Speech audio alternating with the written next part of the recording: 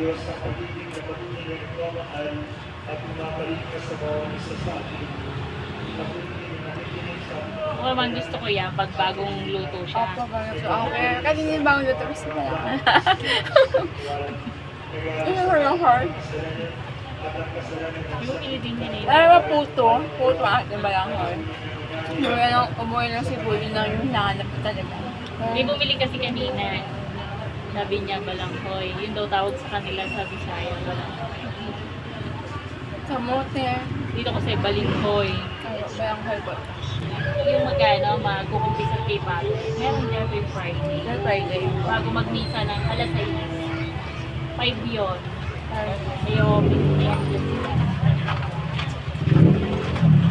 Yung kabataan ko, 77 years old hanggang lumaki ako 36. Wala akong ginawang magsimba. Dahil magsimba, rosary, prayer. Good naman, spiritual life. Natin spiritual relationship with Jesus. Kaya laging kasama ko for 35 years and 10 months.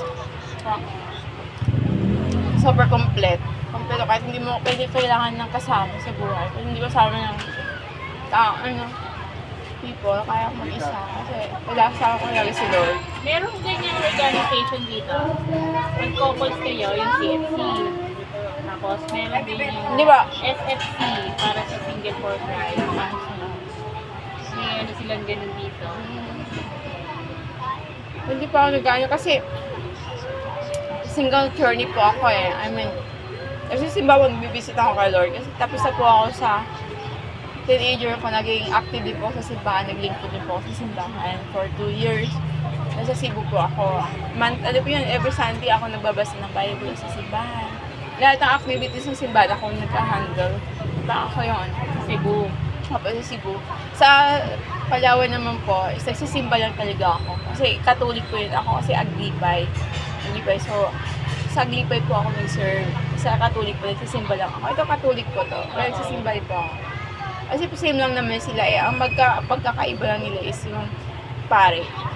mag-aasawa. Sa akin naman kasi, kahit saan, basta si Lord Jesus Christ ang sinasamba ako, pwede na sa loob lang ng church, sa loob lang ng kwarto, mag-rosary prayers eh. Magbisita lang ako to, uplift lang ng kasabay natin yung unwinding. May aglipay dito sa Santa Rosa.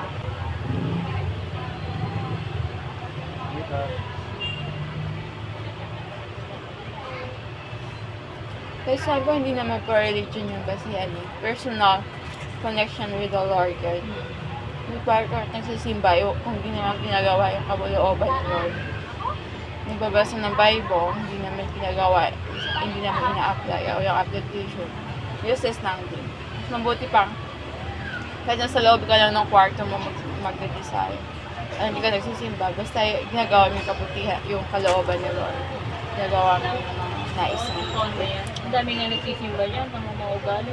Kaya hindi na po ako halos nabubisita ito sa chapel na lang po namin sa church, sa company. Kasi may one time po yung nag-ano po yung kapatid ko, nag-recite po ako dito para magpasalamat kay Lord kaya pumasok sa board exam.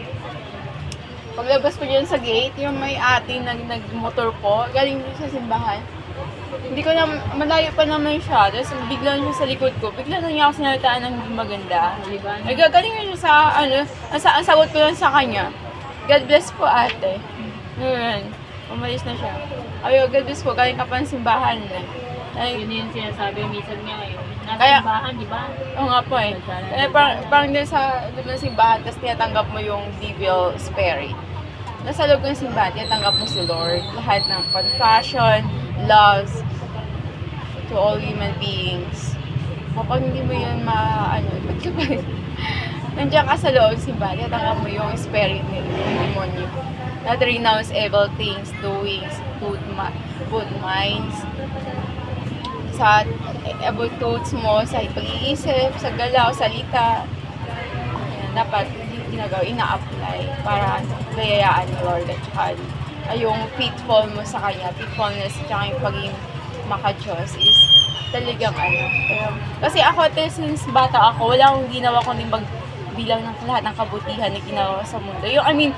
Bawat araw kailangan may mga magawang kabutihan. Mula bata ako, hanggang lumaki ako, wala akong ginawa kundi mag-ipon ng points kay Lord. Sarili. Kasi alam ko, pagdating natin awan ni Diyos, pag ako namatay na, pag namatay lahat, yung kayamanan na mayroon tayo, yung kabutihan natin dito sa lupa. Yun ang kayamanan sa langit, na hindi na madadala natin. Kasi yun ang ito yung training ground natin eh.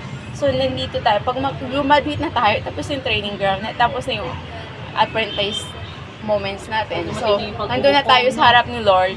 Ano bang ginawa mo sa mundo? Ano bang ginawa? Nababasa yan. Doon, nakasulat yan doon sa book mo. Na lahat ng ginawa mo. Sa lahat ng mga private ministry ko, private charity works, privately lang yan.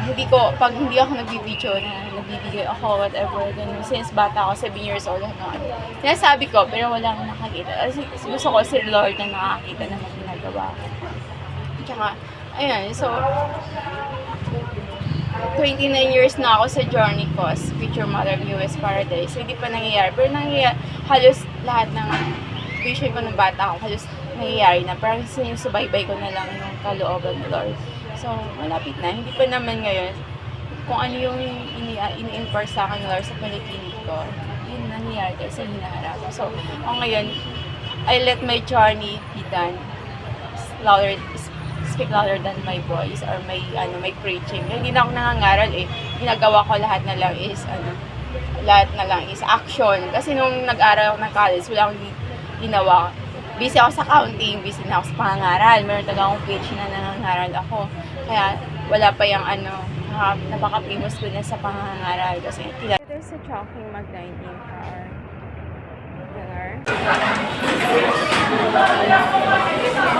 Mag-over po is balik. Na lang.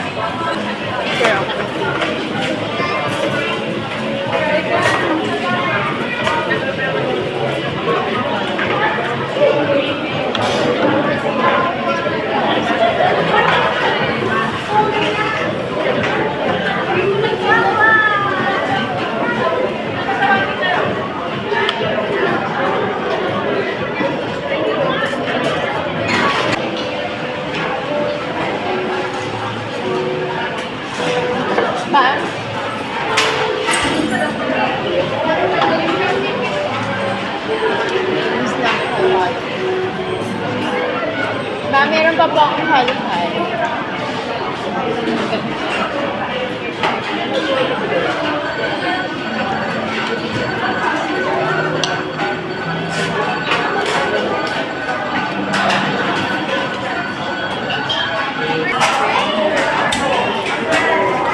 Chicken, all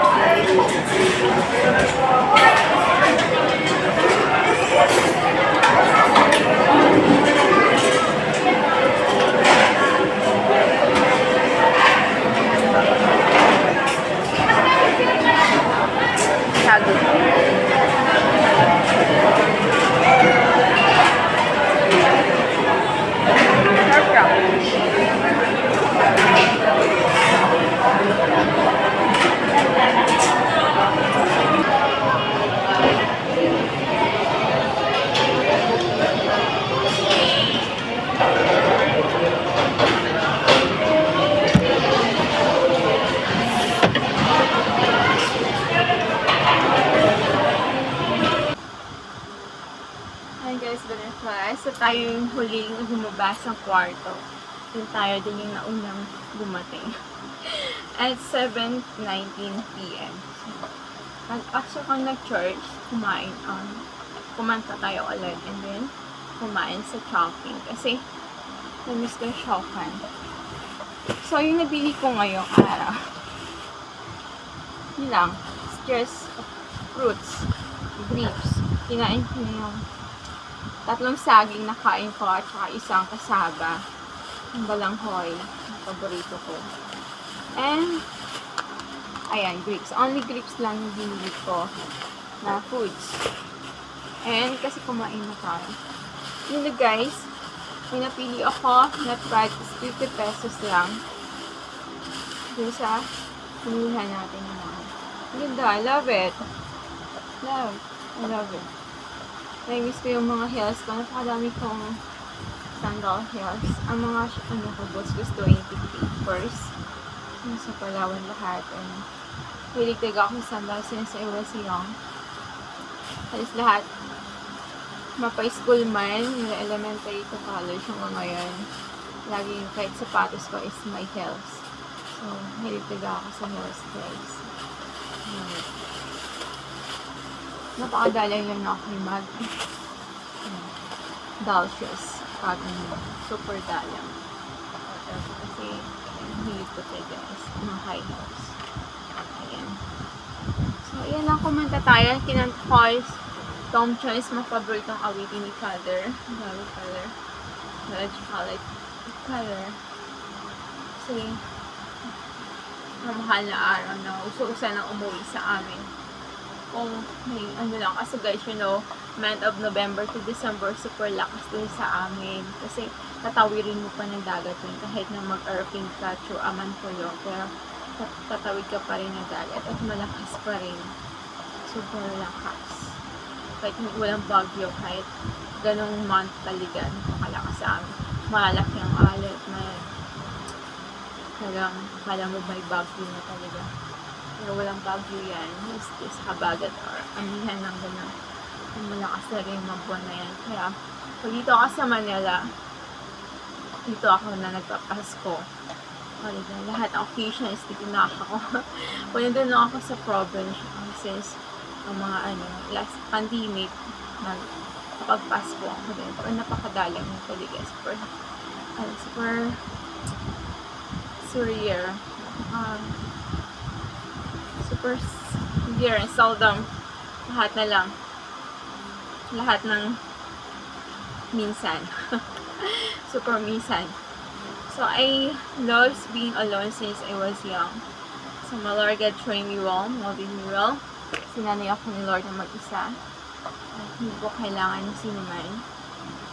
Partner or people. Hindi mo Lord God alone.